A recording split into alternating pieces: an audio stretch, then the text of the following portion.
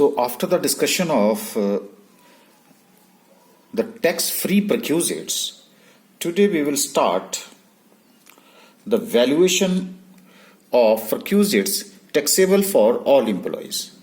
Taxable for all employees means whether the employee is a specified or non-specified. Specified or non-specified. So this is the meaning of all employees.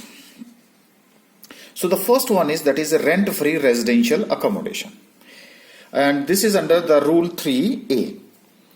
देखिए यहाँ पे हमारे पास हमने जो table बनाया था उस टेबल में हमने डिस्कस किया था कि दो तरह की अकोमोडेशन होती है, एक है कंसेशनल अकोमोडेशन और एक है हमारी रेंट फ्री रेजिडेंशियल अकोमोडेशन। तो सबसे पहले हम residential rent free residential accommodation की बात करेंगे, फिर उसके बाद कंसेशनल, क्योंकि अगर आपको रेंट फ्री अकोमोडेशन की बात क्लियर हो जाती है तो उस केस में आपको कंसेशनल अकोमोडेशन ऑटोमेटिकली क्लियर हो जाएगी। देखिए हम यहां पे क्या करते हैं कि वैल्यूएशन पर्पस के लिए, for the purpose of the valuation of the rent free residential accommodation, we divide the employees into two categories. First is that is a government employee and second one is that is a non-government employee. एक time होता था जब हमारे पास यहाँ पे तीन categories होती थी, एक गवर्नमेंट होती थी, एक सेमी गवर्नमेंट होती थी और एक जो है हमारा प्राइवेट सेक्टर होता था। तो कहीं आपके हाथ में पुरानी बुक लग जाए तो वहां पे आपको ये मिलेगा, लेकिन अब जो है हमारे पास वो दो ही कैटेगरी है। तो फिर वो सेमी गवर्नमेंट कहां गई, तो इसलिए मैंने आपको क्लासिफाई किया कि गवर्नमेंट एम्प्लॉय में कौन कौन से होंगे। Either the person is a central government employ और ए स्टेट गवर्नमेंट एम्प्लॉय और ए सेमी गवर्नमेंट एम्प्लॉय। जितने भी आपके पीएसयूज हैं, पब्लिक सेक्टर अंडरटेकिंग्स हैं, वो भी यहीं पे कवर हो जाते हैं।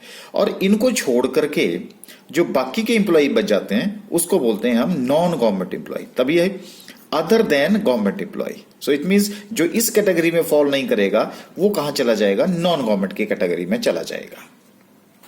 ओके अब सबसे पहले तो क्वेश्चन राइज होता है कि हमने इंप्लॉय की तो क्लासिफिकेशन कर ली, तो जब आप न्यूमेरिकल आएगा तो आपने सबसे पहले न्यूमेरिकल में ये देखना होता है कि इंप्लॉय कौन सी कैटेगरी का है, क्या वो गवर्नमेंट एम्प्लॉय है या नॉन गवर्नमेंट एम्प्लॉय। ये क्लासिफिकेशन सर क्यों करते हैं हम, ये इसलिए करते हैं क्योंकि इसकी वैल्यूएशन डिफरेंट होती है, इसकी वैल्यूएशन जो है वो आपकी डिफरेंट होती है।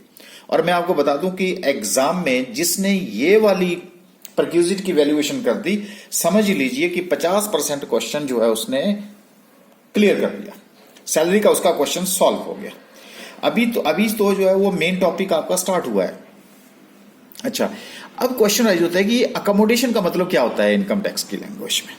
देखिए अकोमोडेशन इंप्लॉयर के द्वारा इंप्लॉय को किस फॉर्म में दी जा सकती है वो, तो देखिए वो उसको हाउस दे सकता है, वो उसको in the form of flat दे सकता है, वो उसको in the form of farm house दे सकता है, वो it is in the form of motel दे सकता है, वो it is in the form of hotel हो सकता है, गेस्ट हाउस हो सकता है, मोबाइल होम हो सकता है, फ्लोटिंग स्ट्रक्चर है जैसे आपको श्रीनगर में शिकारे जैसे हैं वो।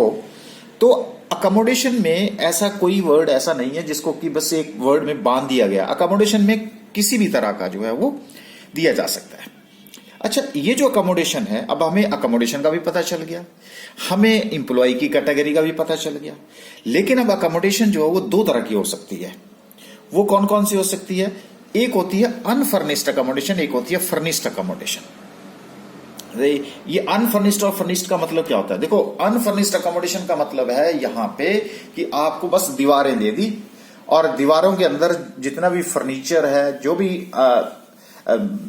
फर्नीचर है, यूटेंसिल्स हैं, व्हाट एवर इट इज, ये आपको प्रोवाइड नहीं किए जाते। और दूसरा फर्निश्ड का मतलब है कि बस आपको सिर्फ अपना क्लोथिंग लेके जानी है, बाकी सारा जो है वो वहीं पे मिलेगा आपको। गैस है, इलेक्ट्रिसिटी है, फर्नीचर है, टीवी है, whatever is the requirement in a house, that all are to be provided by the employer to the employee, and that accommodation is to be called here as a furnished accommodation. लेकिन जो unfurnished accommodation है वहां पे सिर्फ दीवारें होंगी और बाकी अकोमोडेशन, बाकी जो फर्निशिंग के लिए जो आपको फर्नीचर चाहिए, कुछ भी चाहिए आपको, they all are to be arranged by the employee himself. हाँ जी, तो बात क्लियर होगी। देखो इसको इतना इजी है क्योंकि पहले अगर हम वैल्यूएशन अनफर्निश्ड की करेंगे तो फर्निशिंग की तो ऑटोमेटिकली हो जाएगी। तो अब आपने न्यूमेरिकल में आपका दूसरा क्वेश्चन क्या होना चाहिए, दूसरा क्वेश्चन होना चाहिए कि whether the accommodation is provided by the employer to the employee is a unfurnished accommodation और ए फर्निश्ड अकोमोडेशन। ठीक है जी, बात यहां तक। क्योंकि देखो अनफर्निश्ड अकोमोडेशन की वैल्यूएशन आ जाएगी, फर्निश्ड अपने आप ही आ जाएगी, ये एक स्टेप और आगे आ जाएगा, क्योंकि दीवारों के साथ अब आपको क्या करना है, फर्नीचर वगैरह की वैल्यूएशन करनी है। यहां तक बात क्लियर है जी आपको? ओके। अब देखिए, तो सबसे पहले हम कहां चले, valuation of rent free accommodation. मैंने रेंट फ्री वर्ड यूज किया है, और सबसे पहले कौन सी, अनफर्निश्ड। ये देखो अनफर्निश्ड अकोमोडेशन की तरफ को चलते हैं। अब क्या हुआ, unfurnished accommodation can be provided, जो हमने यहां पढ़ा था, क्या पढ़ा था, for the government employees and non government employee. इसका मतलब है कि हमने एम्प्लॉइज को दो पार्ट में डिवाइड किया। अब आपने ये देखना है कि अकोमोडेशन जो है अगर उसको गवर्नमेंट एम्प्लॉय को प्रोवाइड की गई है तो मैं आपको ये बता देता हूं। देखिए, अगर वो गवर्नमेंट एम्प्लॉय है तो गवर्नमेंट एम्प्लॉय आपको यहां से पता चल गया, और साथ में हम किसकी बात कर रहे हैं, अनफर्निश्ड अकोमोडेशन, यानी कि दीवारें दीवारें दे रखी है, तो उसकी जो वैल्यू है वो सबसे सिंपल होती है, और वो सिंपल होती है दैट इज ए लाइसेंस फी और rent fixed by the government.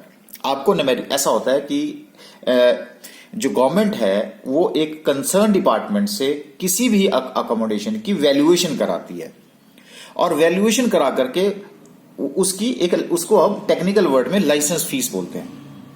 तो तभी तो मैंने आपकी सिंपल वर्ड्स में लिखा कि rent fixed by the government. जैसे आपके पास टाइप 1 अकोमोडेशन है, टाइप 2 अकोमोडेशन है, टाइप 3 अकोमोडेशन है, टाइप 4 अकोमोडेशन है, टाइप 5 अकोमोडेशन है, इस तरह के अकोमोडेशंस को की वैल्यूएशन करके उसकी एक लाइसेंस फी गवर्नमेंट के द्वारा फिक्स की जाती है। तो whatever is the licence fee, whatever is the rent which is fixed by the government, क्योंकि यहां पे इंप्लॉय कुछ भी नहीं दे रहा है और सारी अकोमोडेशन का बेनिफिट ले रहा है, तो उस केस में अब आपने क्या करना है, प्रीवियस ईयर में अगर तो 12 महीने अकोमोडेशन प्रोवाइड किया तो जो लाइसेंस फी आपको दे रखी हो उसको 12 से मल्टीप्लाई कर दीजिए, you will get the value. सबसे सिंपल है, बात यहां तक क्लियर होगी जी।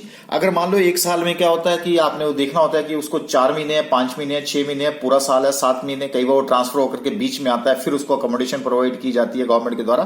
तो जितने महीने वो अकोमोडेशन का यूज करेगा उससे ही उसको आपने क्या करना है, मल्टीप्लाई करना है। तो जब मल्टीप्लाई कर दिया तो वो आपके पास लाइसेंस फी रेडीमेड दे रखी होगी, उसी रेडीमेड से आपने उसको मल्टीप्लाई करके वैल्यू कैलकुलेट करनी है। और जो सबसे इंपॉर्टेंट पॉइंट मैं आपसे यहां पे शेयर कर रहा हूं कि वो है कि accommodation is owned by the employer और नॉट इट इज इमैटेरियल। कई बार आपको क्या होता है कि अकोमोडेशन प्रोवाइड करता है गवर्नमेंट, या तो अपनी अकोमोडेशन होगी, उसने खुद बनाई होगी, या कई बार क्या होता है कि उनकी कंपल्शन बन जाती है कि अपनी अकोमोडेशन नहीं है तो वो क्या करते हैं, किसी से हायर करके फिर आपको देते हैं और आपसे कुछ भी चार्ज नहीं किया जाता। लेकिन हायर कौन करता है, गवर्नमेंट ही करती है। तो इसलिए ये वाले पॉइंट जो है इमैटेरियल, ये क्यों है, क्योंकि दूसरे केस में ये मटेरियल पॉइंट है। तो यहां तक बात क्लियर होगी जी। तो फॉर गवर्नमेंट इंप्लॉइज के केस में जो वैल्यू फिक्स की जाती है that is the licence fee multiplied by जितने के लिए जितने महीने के लिए आपने उस अकोमोडेशन का यूज किया उससे आपने उसको मल्टीप्लाई कर देना है। सबसे सिंपल। ओके, अब आ जाते हैं हम कहां पे, नॉन गवर्नमेंट एम्प्लॉय के केस में। जब हम नॉन गवर्नमेंट के केस में आते हैं तो अब आपको पता है कि नॉन गवर्नमेंट एम्प्लॉइज कौन होते हैं, ये other than central state and semi government employee. अच्छा, अब हम यहां पे क्या करेंगे कि अगर नॉन गवर्नमेंट एम्प्लॉय है तो उसको हम दो पार्ट में डिवाइड करेंगे। पहली है अकोमोडेशन ओन्ड बाय एम्प्लॉयर। यहां पे क्या है कि एम्प्लॉयर के द्वारा अपनी अकोमोडेशन कंस्ट्रक्ट करी है जिसको कि एम्प्लॉय को प्रोवाइड किया जाता है, उसको बोलते हैं अकोमोडेशन ओन्ड बाय एम्प्लॉयर। और दूसरी कैटेगरी क्या हो सकती है, accommodation taken on lease by employer and provided to employee. यानी कि पहले अकोमोडेशन वो किराए पे लेगा और फिर वो एम्प्लॉय को प्रोवाइड करेगा। तो दो तरह की होगी, एक का मालिक एम्प्लॉयर है, दूसरे में मालिक नहीं है लेकिन वो किराए पे लेकर के फिर एम्प्लॉय को प्रोवाइड कर रहा है। तो आपने जरा न्यूमेरिकल में होशियार रहना है, यहां पे विजिलेंट रहना कि अकोमोडेशन कौन से वाली है। बस यही छोटे छोटे पॉइंट होंगे जो आपको न्यूमेरिकल में तंग करते हैं, इसलिए तो थ्योरी आपकी जो है वो बिल्कुल क्रिस्टल क्लियर कर देंगे हम यहां पे। अच्छा, अब हम फर्स्ट कैटेगरी पे आते हैं। If the accommodation is owned by employer. अब अकोमोडेशन ओन्ड बाय एम्प्लॉयर है और रेंट फ्री अकोमोडेशन है और साथ में अनफर्निश्ड अकोमोडेशन है। तो उस केस में सबसे पहले आपने देखना, देखो कई बार आप क्या करते हैं कि न्यूमेरिकल में ढूंढते रहते हैं कि अच्छा कहाँ होगा, तो कई बार वो ऊपर ही दे देता है कि एम्प्लॉई कहाँ काम कर रहा है। तो आपने देखना cities having population more than 25 lakhs. ये जो 25 लैक्स है ये भी मैं आपको बता देता हूं, this is according to the 2000 census. 2000 census में जिस सिटी में एम्प्लॉयर ने एम्प्लॉय को अकोमोडेशन प्रोवाइड करी है, अगर उस सिटी की पॉपुलेशन 25 लाख से ज्यादा है तो वहां पे आपने 15% ऑफ सैलरी लेना है। तो जो 15% जो सैलरी होगी, सैलरी की कैलकुलेशन क्या होगी मैं वो आगे बताऊंगा आपको, अभी आपको उससे कंफ्यूज नहीं करूंगा, क्योंकि जिसकी सैलरी की कैलकुलेशन हो जाती है वही ये मैं आगे आपको डिस्कस करूंगा। तो आपने क्या करना, जो सैलरी आएगी उसका 15% कैलकुलेट करना और 15% क्या हो गया आपका value of the unfurnished house. अब दूसरी कैटेगरी, तो कई बार वहां आपको पॉपुलेशन दे रखी होगी। दूसरी सिटीज है having population more than 10 lakhs but less than और इक्वल टू 25 लैक्स। जरा इसमें बस ध्यान रखना, यहां 25 लाख से ज्यादा होनी चाहिए। यहां अगर 25 लाख है तो इस कैटेगरी में आएगा, 10 लाख से ज्यादा 25 लाख से कम होनी चाहिए या 25 लाख के बीच में होनी। तो वहां पे आपने कैलकुलेशन क्या करनी है, 10% ऑफ द सैलरी। तो रेट सैलरी वही रहेगी लेकिन 15% का क्या बन जाएगा, 10% ऑफ द सैलरी। और इन अदर सिटीज जहां पे आपकी जो सिटी की जो पॉपुलेशन है वो 10 लाख से कम है, तो अब देख लीजिए कि आप जैसे यहां पे हमारा हिमाचल के जितने भी सिटीज हैं उनकी पॉपुलेशन 10 लाख से कम है और वो सारे 2001 के सेंसस के अकॉर्डिंगली। तो वहां अपने 10% को किसके साथ रिप्लेस कर देना, 7.5%। तो सिंपल सी बात होगी ये, बस आपने 7.5, 10% और 15% को अपने माइंड में रखना है। बात क्लियर है जी यहां तक? ओके। अब अगर मान लीजिए आपने एम्प्लॉयर के द्वारा अकोमोडेशन पहले किराए पे ली और फिर उसको एम्प्लॉय को प्रोवाइड किया, तो उस केस में आपने क्या करना, एक्चुअल लीज या रेंट पेड और पेबल, जितना रेंट एम्प्लॉयर के द्वारा पे किया जा रहा है या पे किया जाएगा, एक तो आपने वो फिगर लेनी है और दूसरी फिगर कौन सी लेनी है, 15% ऑफ सैलरी। देखो इसकी हाईएस्ट रेंज ले ली है, 15% ऑफ सैलरी, ये दूसरी फिगर आपके पास आएगी। इनमें से जो लेसर फिगर होगी that would be the value of rent free unfurnished accommodation. लो जी, अब हमारे पास क्या हुआ, अब हमें यह क्लियर हो गया कि अनफर्निश्ड की अकोमोडेशन क्या होती है। तो यहां तक हमारी देखिए हमारी डिस्कशन हो गई। तो गवर्नमेंट एम्प्लॉय के केस में वैल्यू होती है लाइसेंस फी और rent fixed by the government. यहां पे चाहे अकोमोडेशन ओन की जा रही है एम्प्लॉयर के द्वारा चाहे नहीं की गई है, ये ज्यादा डिफरेंस क्रिएट नहीं करता है। लेकिन यहां पे हमने if the accommodation is owned by the employer, खुद मालिक है और वो प्रोवाइड किया है, तो 15% of salary, 10% of salary and 7.5% of salary. लेकिन वो किसके ऊपर डिपेंड करेगी, वो डिपेंड करेगी कि उस सिटी की पॉपुलेशन कितनी है। अगर मैं आपको सिंपल लॉजिक बताऊं तो देखिए, अगर आप एक छोटी सिटी में किराया लेते हैं, किराए पे मकान लेते हैं, तो जहां छोटी सिटी होती है वहां कम होता है, जहां बड़ी सिटी होती है वहां किराया ज्यादा होता है, बस उसी को कंसीडर किया हुआ है।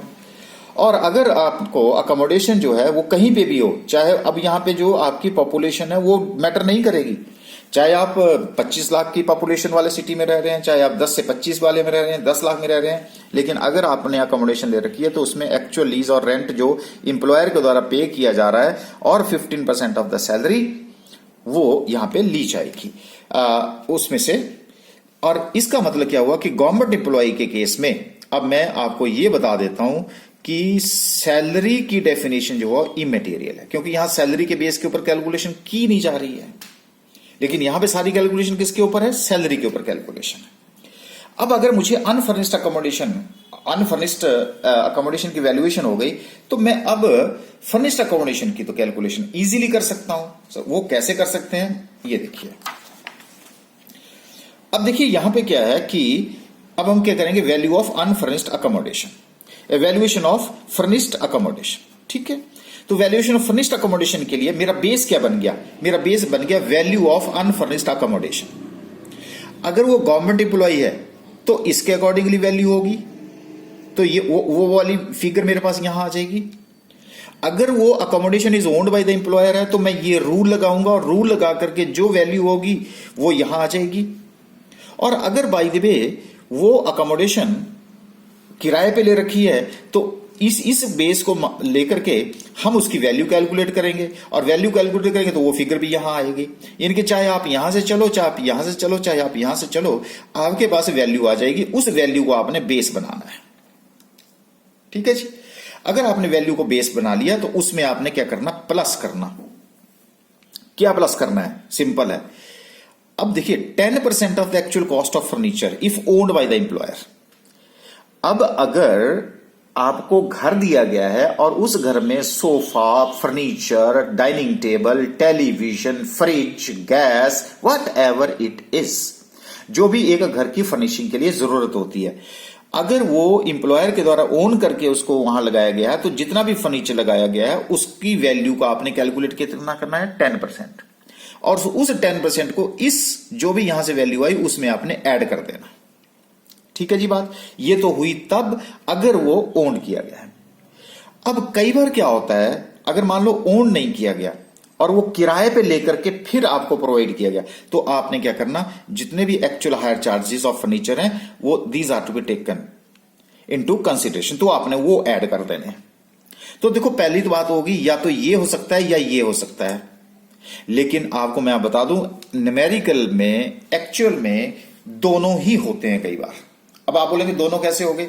देखो अब मान लीजिए कि कोई घर है उसमें आपने सोफा लगवा रखा है, सोफा सेट है, अपना फर्नीचर और पड़ा है, चेयर्स पड़ी हैं, डाइनिंग टेबल लगा है, फैंस लगे हैं, एसी लगा है, नहीं ये लगे हैं। लेकिन अब आप बोलते हैं कि जी यहां तो बहुत गर्मी होगी तो अब आप एसी लगा दीजिए।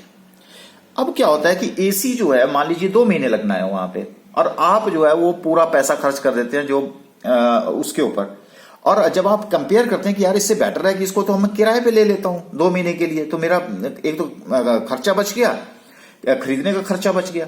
तो उसमें केस में क्या होगा, दोनों मिक्स होंगे। तो क्या होगा, यहां पे कुछ आपने ओन कर रखी होंगी, कुछ आपने किराए पे ले रखी होंगी। तो आपने क्या करना, जो ओन कर रखी है उसका 10% और जो किराए पे रखी है उसका एक्चुअल हायर चार्जेस, दोनों को आपने प्लस कर देना। और प्लस किस में करना है, जो वैल्यू ऑफ अकोमोडेशन आपको यहां से आई है। तो इसमें यह डिफरेंशिएट नहीं करना कि चाहे वो गवर्नमेंट एम्प्लॉई है चाहे नॉन गवर्नमेंट एम्प्लॉई है, फर्निशिंग की जो वैल्यूएशन है वो सेम है सबके लिए। इसलिए मैंने आपको एक साथ शेयर किया कि whether is a government employ और non government employ, whether accommodation is owned और व्हाट एवर इट इज, आपने इस वैल्यूएशन में इसको आपने प्लस करके जो आपके पास वैल्यू आएगी that would be the value of furnished accommodation. यहां तक बात क्लियर होगी। तो इसका मतलब है कि अब हमने यहां से पहली जो कैटेगरी थी वो डिस्कस करी, रेंट फ्री रेजिडेंशियल अकोमोडेशन, यानी कि एम्प्लॉय के द्वारा कुछ भी एक भी पैसा जो है एम्प्लॉयर को नहीं दिया जा रहा है और ये जो फैसिलिटी है this is provided by the employer to the employee. तो अब एग्जाम में न्यूमेरिकल में इनमें से कोई भी सिचुएशन हो सकती है। तो अब मुझे अकोमोडेशन का भी पता चल गया, मुझे टाइप्स ऑफ एम्प्लॉय का भी पता चल गया, मुझे गवर्नमेंट एम्प्लॉय की वैल्यूएशन का भी पता चल गया, मुझे नॉन गवर्नमेंट एम्प्लॉय की वैल्यूएशन का भी पता चल गया। पर जब हम नॉन गवर्नमेंट के एम्प्लॉय के केस में चलते हैं तो वहां पे हमने देखा कि सारा का सारा जो कैलकुलेशन है उसका जो बेस है वो तो सैलरी है। ठीक है जी। तो फिर सैलरी की कैलकुलेशन क्या होगी, सैलरी का मीनिंग यहां पे क्या होगा। इससे पहले भी मैंने आपके साथ जो है वो एचआरए के केस में गोल्डन रूल डिस्कस किया था, जहां सैलरी का मतलब सिर्फ बेसिक सैलरी नहीं होता। लेकिन अब सैलरी का मीनिंग डिस्कस करने से पहले मैं अब इसके साथ जो आपने rent free residential accommodation discuss करी है, मैं उसके साथ आपके साथ एक और बात जो है अब यहां पे शेयर करूंगा। ओके, और वो क्या है जी, वो है valuation of accommodation provided eight concessional rate. अब हम एक स्टेप और आगे चल पड़े। अब इसका मतलब क्या हुआ, कंसेशनल रेट का, कंसेशनल रेंट का मतलब क्या हुआ। देखो अब आपने क्या करना है, अब आपने value of rent free accommodation calculate कर लीजिए, जो पीछे से आई रेंट फ्री अकोमोडेशन, कोई भी सर्कमस्टांसिस होगा उसमें से आपने रेंट रिकवर्ड फ्रॉम एम्प्लॉय को लेस कर देना है। तभी मैंने इसको ब्रैकेट में डाला है। अब मान लेते हैं कि देखिए रेंट फ्री में तो क्या था, आप चाहे किसी भी तरह का अकोमोडेशन होगी, ये फार्मूला आप यूज कर सकते हैं। मान लो हमने वैल्यूएशन आ गई जी आपकी 10,000 रुपए, जो ऊपर से आ गई। अगर इंप्लॉय से आप नील ले रहे हैं तो इसका मतलब 10,000 रुपए की अकोमोडेशन आपको कितने में मिल रही है? 10,000। जब 10 की 10 में मिल रही है तो आपसे कुछ भी नहीं लिया जा रहा है, तो आप, इसका मतलब है कि आपके पास वो रेंट फ्री अकोमोडेशन होगी। यहां तक बात क्लियर है। लेकिन जब आपने वैल्यू करी 10,000 रुपए की, लेकिन वहां पे न्यूमेरिकल में ये लिखा है कि जी इंप्लॉयर जो है ना, इंप्लॉय से 2,000 रुपए लेता है, 2,000 रुपए किराया रिकवर कर लेता है, उससे किराया लेता है। तो इसका मतलब क्या हुआ? 10,000 की अकोमोडेशन कितने में प्रोवाइड करी? 8,000 रुपए में। तो कंसेशन कितने का दिया? 2,000 रुपए का कंसेशन आपको दिया, 8,000 रुपए का कंसेशन दिया ना, क्योंकि 2,000 तो आपसे रिकवर कर लिए थे। यहां पे क्या था? जो कंसेशन था वो 10 का 10 दे रखा था। यहां 10 की जगह कितना? 8 कंसेशन हुआ। जब कंसेशन हो तो इसको क्या बोलते हैं? Valuation accommodation provided concessional rate. This is the difference between rent free accommodation and concessional accommodation. तभी मैंने क्या कहा, ये value of rent free accommodation जो कैलकुलेट करेगी 10,000, उसमें से अगर आप रेंट रिकवर्ड फ्रॉम एम्प्लॉय, अगर इसकी वो प्रैक्टिस ही बना लेना आप, तो फिर आपको परेशान होने की जरूरत नहीं है। अगर मान लो यहां नील आ जाता है तो ये 10 की 10 होगी तो रेंट फ्री बन जाएगा। अगर कुछ पैसा रिकवर हो जाता है तो वो आपका कंसेशनल बन जाएगा। तो you make it a habit कि आपने ऐसे ही आपने कैलकुलेशन करनी है, जिससे फिर आपको ये कंफ्यूजन नहीं रहेगा कि ये कंसेशनल है या रेंट फ्री अकोमोडेशन है, क्योंकि स्टार्टिंग से जो स्टेप्स फॉलो करते आए हैं उसी को तो हम आगे फॉलो कर रहे हैं। अच्छा, अब आप जो सबसे इंपॉर्टेंट पॉइंट है वो मैं अब आपके साथ शेयर करता हूं, क्योंकि जिसने रेंट फ्री अकोमोडेशन की कैलकुलेशन करनी है, अगर उसकी सैलरी की कैलकुलेशन हो गई तो समझ लो न्यूमेरिकल सॉल्व हो गया। तो सैलरी का मतलब यहां पे क्या होता है? बहुत सारी बातें मैंने पहले भी आपसे डिस्कस करी थी, लेकिन फिर भी मैं आपके साथ एक और यहां पे सैलरी की कैलकुलेशन, और ये आएगी प्रैक्टिस के साथ।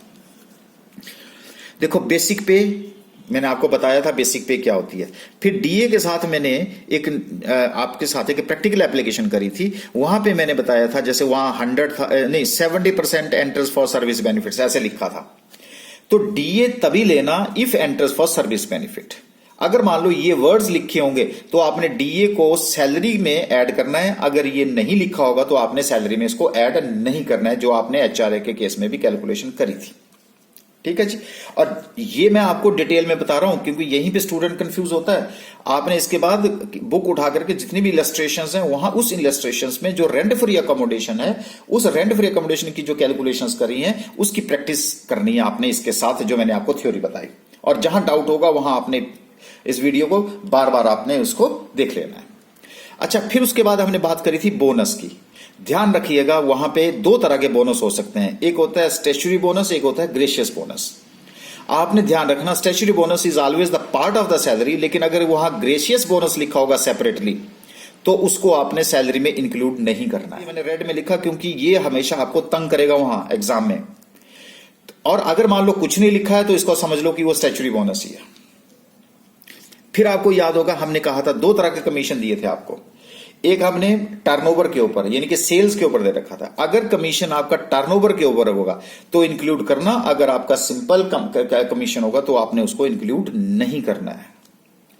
उसके बाद आपने फीस अगर दे रखी है, that is the part of the. अब जब सबसे ज्यादा जो कंफ्यूज होता है स्टूडेंट, वो कहां होता है? वो यहां होता है, ऑल अदर टैक्सेबल अलाउंसेस। ये क्या मतलब हुआ? इसका मतलब हुआ कि आपने देखा हमने अलाउंसेस पढ़े, उन अलाउंसेस में हमने तीन तरह के अलाउंसेस पढ़े थे।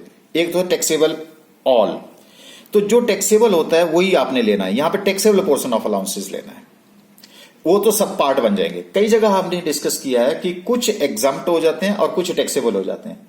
तो मान लीजिए कि अगर एक अलाउंस है 7,000 रुपए का, उसमें से आपने देखा 5,000 रुपए एग्जाम्प्ट हो गया, तो 2,000 तो आपने कौन सा लेना है? 2,000। इसलिए मैंने लिखा taxable portion of the allowances. जो आउटर कॉलम में जा रहा है बस वही इंक्लूड करना है, बाकी नहीं करना है। और साथ में आपने मॉनेटरी पेमेंट, और वो मॉनेटरी पेमेंट जो है that should not be in the nature of perquisite, perquisite वाली नहीं होनी चाहिए।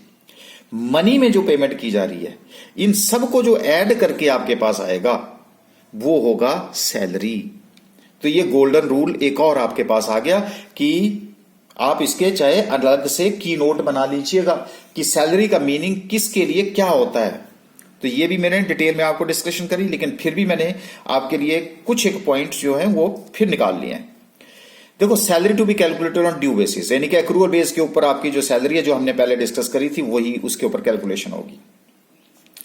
कई बार क्या करते हैं आप कि सैलरी फ्रॉम 2 और मोर एम्प्लॉयर, अभी जी आप 2 जगह काम कर रहे हैं तो आपने चाहे जितने मर्जी एम्प्लॉयर होंगे उनसे जो आपको सैलरी मिल रही होगी वो सारी की सैलरी उसमें इंक्लूड होगी। एडवांस सैलरी वैसे इसका पार्ट नहीं होती, लेकिन पार्ट तभी होगी अगर वो इस प्रीवियस ईयर का पार्ट होगी। अगर वो इस प्रीवियस ईयर से कंसर्न नहीं है तो नहीं लेनी आपने, इसलिए प्रीसीडिंग ईयर सक्सीडिंग ईयर, पिछले साल और अगले साल, यानी कि एडवांस सैलरी को आपने नहीं लेना, इसलिए हमने लिखा advance salary of period other than the previous year is not included. ये भी आपको तंग करेगा वहां एडवांस सैलरी, तो ध्यान रखिएगा आपके। उसके बाद गैस हो गया, इलेक्ट्रिसिटी और वाटर बिल्स हैं, payment of income tax are not taken into consideration, चाहे वो आपके किस में आते हैं, मॉनेटरी पेमेंट्स के केस में आते हैं, ये these are not the part of the salary. तो सबसे इंपॉर्टेंट पार्ट क्या है जी, ये वाला पार्ट है। अब आप बताइए, जब आपको सैलरी का मीनिंग क्लियर हो गया तो उसके बाद मुझे लगता है कि अब आपको ये इजी हो गया कि जी अब accommodation is owned by the employer, तो 15% ऑफ सैलरी, कौन सी सैलरी जो मैंने अभी आपसे डिस्कस करी, 10% ऑफ सैलरी जो मैंने आपसे डिस्कस करी, 7.5% ऑफ सैलरी जो मैंने आपसे डिस्कस करी, या 15% सैलरी जो मैंने डिस्कस करी, और यहां सैलरी का कोई झंझट नहीं है क्योंकि यहां तो लाइसेंस फीस होगी, बाकी का प्रोसेस जो है वो आपका सेम रहेगा। तो ये बातें मैंने जो बात से डिस्कस करी ये हमेशा 100% एग्जाम में होगा, और आपका कोई भी पॉइंट हो सकता है, वो गवर्नमेंट एम्प्लॉय भी हो सकता है, नॉन गवर्नमेंट भी हो सकता है, अकोमोडेशन ओन्ड भी हो सकती है, किराए पे भी आ सकती है, फर्निश्ड भी हो सकता है, अनफर्निश्ड भी हो सकता है, रेंट फ्री भी हो सकता है, कंसेशनल भी हो सकता है। तो ये सारी बातें आपने वहां पर कंसीडर करके देखना है कि एग्जाम में आपको एग्जामिनर कहां कंफ्यूज करता है, पर अब आप कंफ्यूज नहीं होंगे क्योंकि अब आपका कंसेप्ट जो है वो बिल्कुल clear. So the next valuation of perquisites in respect of motor car, this is another important perquisite which is generally to be allowed by the employer to the employee. जैसे हमने आपसे डिस्कस किया था कि अब पहले हमने कहा कि घर दिया गया है एम्प्लॉयर के द्वारा, अब मोटर कार की फैसिलिटी उसको दे रखी है। तो देखो, मोटर कार की फैसिलिटीज के लिए अब हम इसको डिफरेंट सर्कमस्टांसेस में डिवाइड करेंगे। देखो, हमने कॉलम बनाया है कि कार ओन्ड बाय और हायर्ड बाय, या तो कार का मालिक कौन है या जिसने किराए पे ले रखी है वो कौन है। दूसरा हमने बनाया कि उसको रनिंग और मेंटेनेंस के एक्सपेंसेस जो है वो कौन मीट आउट कर रहा है, और उसका यूज क्या हो रहा है, होली ऑफिशियल यूज, और दूसरा है हमारा पार्टली पर्सनल यूज, यानी कि partly personal partly official purpose, इसको बोलते हैं। अच्छा, तो अब हमने पहला सर्कमस्टांसेस लेते हैं कि द कार इज ओन्ड और हायर्ड बाय द एम्प्लॉयर। देखो, न्यूमेरिकल में इनमें से कोई ना कोई पॉइंट होगा, इसलिए हमने इसको टेबुलर फॉर्म में मैंने सिंप्लीफाई किया है। कार किसके द्वारा ओन की जा रही है, एम्प्लॉयर के द्वारा। एक्सपेंसेस भी मीट आउट किसके द्वारा किए जा रहे हैं, एम्प्लॉयर के द्वारा, यानी कि running maintenance depreciation whatever it is, employer के द्वारा। और सारा का सारा यूज किसके लिए हो रहा है, उसका ऑफिशियल पर्पस के लिए। तो ध्यान रखना, देयर इज नो वैल्यू। हाँ, इसमें एक कंडीशन है प्रोवाइडेड, मैं आपसे कॉमन डिस्कस करता हूं, ठीक है जी। तो सिंपल हो गया जी, car is owned by the employer, expenses भी एम्प्लॉयर के द्वारा मीट आउट किए जा रहे हैं, और सारा कार का यूज किसके लिए हो रहा है, एम्प्लॉय को ऑफिशियल पर्पस के लिए हो रहा है। तो समझ लीजिए वैल्यू इज नील, वहां पे आप वैल्यू क्या लिखेंगे, नील लिखेंगे।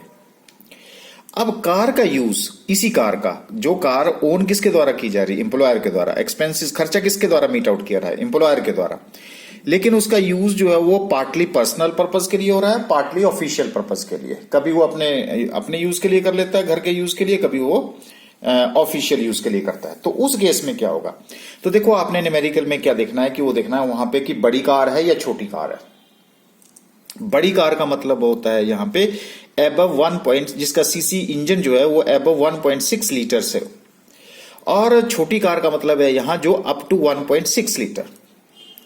ठीक है जी बात यहां पे। तो कई बार आपको न्यूमेरिकल में ये सीसी ना दे करके, इंजन की कैपेसिटी ना दे करके आपको वहां स्मॉल कार और बिग कार दे रखी होगी, तो आप समझ जाइए कि वो उसका मतलब क्या है। अगर ऐसी कार दे रखी है जिसका पार्टनरली पर्सनल यूज कर रहे हैं, तो उसकी जो प्रोक्यूजिट की वैल्यू होगी वो 1800 पर मंथ होगी। अब आपने देखना उसको कितने महीने उसको प्रोवाइड किया गया, 1800 से मल्टीप्लाई कर दीजिए, तो छोटी कार की वैल्यू कितनी हो गई जी 1800 रुपए, बड़ी कार की कितनी हो जाएगी 2400 रुपए। 2400 per month is to be multiplied by for a period for which the car is being used by the employee for partly personal use and for official use। लेकिन अब कई बार क्या होता है कि अगर बाय द वे ड्राइवर भी provide किया है, ये तो था कार ही, अगर सपोज करो ड्राइवर भी साथ में दिया है कार के लिए, जिसको हम शॉफर बोलते हैं, अगर शॉफर प्रोवाइड किया गया है तो आपने क्या करना है, अगर स्मॉल कार है तो 1800 रुपए में प्लस 900 रुपए उसमें ऐड कर देने हैं, और अगर वो बड़ी कार है तो प्लस 900 रुपए करेंगे। तो आपने वहां एग्जाम में देखना कि वो ड्राइवर भी दिया गया है कि नहीं दिया गया, या सिर्फ कार ही कार दिया। कार दी होगी तो 1800 रुपए, ड्राइवर के साथ कितने की हो जाएगी 2700। यहाँ पे 2400 कार है और 900 जो है आपकी ड्राइवर के साथ हो जाएगी। ठीक है जी, इसलिए मैंने इसका कॉमन नोट क्या लिखा, if chauffeur is also provided ₹900 per month should be added in above value. Above value mean 1800 और 2400 रुपए, ये वाली वैल्यू मैंने जब ऐड किया। यहां बात क्लियर होगी जी? बिल्कुल सर, ये तो सिंपल बात है। हाँ, अब चलिए दूसरा केस लेते हैं। कार इज ओन्ड और हायर्ड बाय एम्प्लॉय।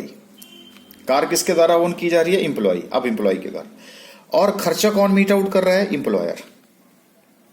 कार उसकी है, मैंने बताया था आपको कई बार कि एम्प्लॉय बोलता है कि जी कार मेरी, लेकिन एम्प्लॉयर कहता ठीक है फिर तेरा खर्चा मैं देता हूं।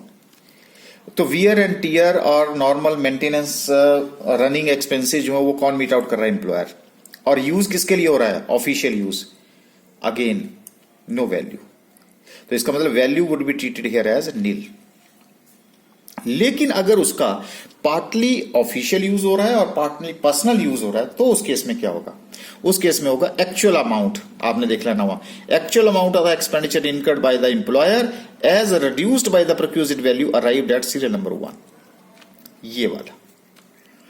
तो इन वैल्यू में से एम्प्लॉयर के द्वारा जितना खर्चा किया जा रहा है, ठीक है जी, उसमें से ये वाली जो reduced by the procured serial number 1, actual amount of expenditure incurred by the employer, employer के द्वारा जितना खर्चा किया जा रहा है उसमें से आपने, अगर वो बड़ी कार होगी तो 1800 रुपए, छोटी कार होगी 1800 रुपए, बड़ी होगी तो 2400 रुपए, ड्राइवर साथ होगा तो 900 रुपए।